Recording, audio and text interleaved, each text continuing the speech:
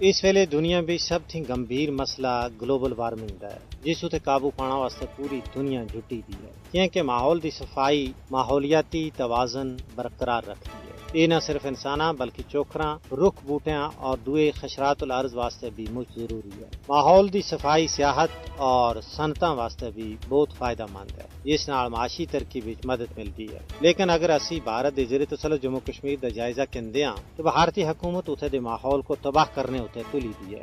امرناتھ یاترا 31 جولائی تھی شروع ہو رہی ہے جیڑی 9 اگست تک جاری رہسی۔ بھارتی غاصب حکومت سن یاترا دی حفاظت دے بہانے 1 لاکھ کے قریب مزید غاصب فوجی کشمیر بھی تعینات کر چھڑے ہیں، حالانکہ پہلا ہی کشمیر بھی 10 لاکھ فوجی تعینات ہیں۔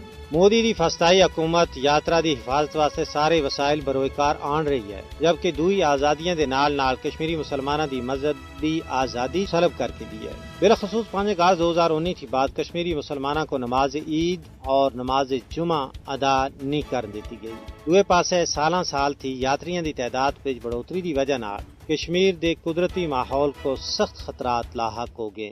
2024 وچ 40 دنوں دی یاترا دے دوران 412.56 ٹن ٹھوس فضلہ پھینکیا گیا، جس نال کشمیر دے قدرتی ماحول اتے بہت زیادہ منفی اثرات مرتب ہوئے ہیں۔ یاترا دا اتنا بڑا جتھے دی وجہ نال مقامی جنگلی حیات اور پانی دے ذرائع واسطے بھی مجھ بڑا خطرہ پیدا ہو گیا ہے۔ ماہرین ماحولیات سن امرناتھ یاترا دی بدتی ہوئی تعداد کو کشمیر دے قدرتی ماحول واسطے ایک پارے خطرے دی گھنٹی بجا چھوڑی ہے۔ انہاں سناخ ہے کہ اس نال برفانی چھنجاں دے گلنا نال اور سیلاب سمیت کئی دوئے خطرات بد گئے۔